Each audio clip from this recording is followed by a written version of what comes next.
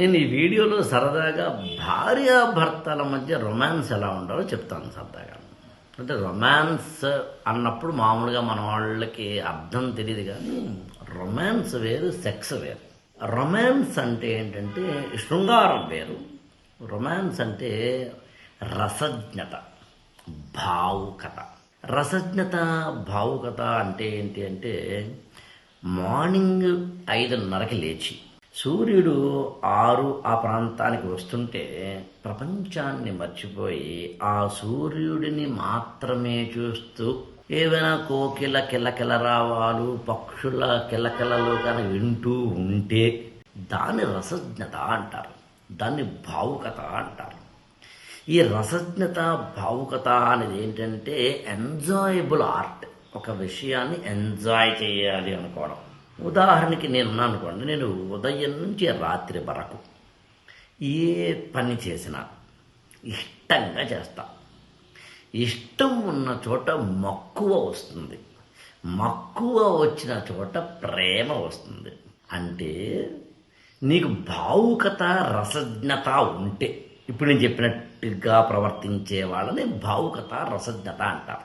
ఇది లేని వాళ్ళని మొండి వాళ్ళు అంటారు. మొరటోడు నా మొగుడు మోజుపడి తెచ్చాడనే పాట కానీ, మొరటోడైన మొగుడికి మల్లెపూరిస్తే అని తెలుగులో ముతక సామెత ఉంది, అలాంటివి కాదు. అందుకని ఉదయం లేచిన వెంటనే ఆ సెల్ ఫోన్లోంచి మీరు ఎవరెవరికో గుడ్ మార్నింగ్ పంపిస్తారు కదా, అది ఆపండి. బ్రాడ్కాస్ట్ పెట్టి ఉపన్యాసాలు పంపిస్తారు కదా, మీరు రెచ్చిపోయి ఊళ్ళో ఉన్న వాళ్ళందరికీ మానేసి గుడ్ మార్నింగ్ పెళ్ళానికి చెప్పండి, లేదా పెళ్ళ మొగుడికి చెప్పండి. అప్పుడు కూడా కంప్లైంట్లు వద్దు, కాంప్లిమెంట్లు మాత్రమే కావాలి. రాత్రి పేల ప్యాకెట్ మర్చిపోయారు మీరు అని ఆవిడ, యాక్చువల్గా ఏంటంటే పొద్దున్నే నేను రాత్రి అసలు మీరు అన్నం తినలేదు అని ఆవిడ, ఏంటి నేను అని ఈయన.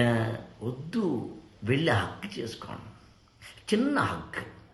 వంటింట్లో ఆవిడ వెళ్తున్నప్పుడు వెనక నుంచి ఒక చిన్న హక్, అప్పుడు ఆవిడకి ఎంతో ఎనర్జీ వస్తుంది. ఆవిడ కూడా ఈయన హక్ చేసుకుంటే ఎనర్జీ వస్తుంది.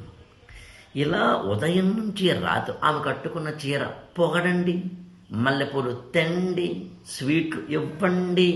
ఇలా చేసుకుంటే భార్యాభర్తల మధ్య ఒక తెలియని రొమాంటిక్ ఈక్వేషన్ ఫ్రీక్వెన్సీ వచ్చినప్పుడు కాపురం బాగుంటుందని అంటం లేదు, కానీ పాడవకుండా మాత్రం ఉంటుంది. మన ఛానల్ని లైక్ చేయండి, షేర్ చేయండి, సబ్స్క్రైబ్ చేయండి.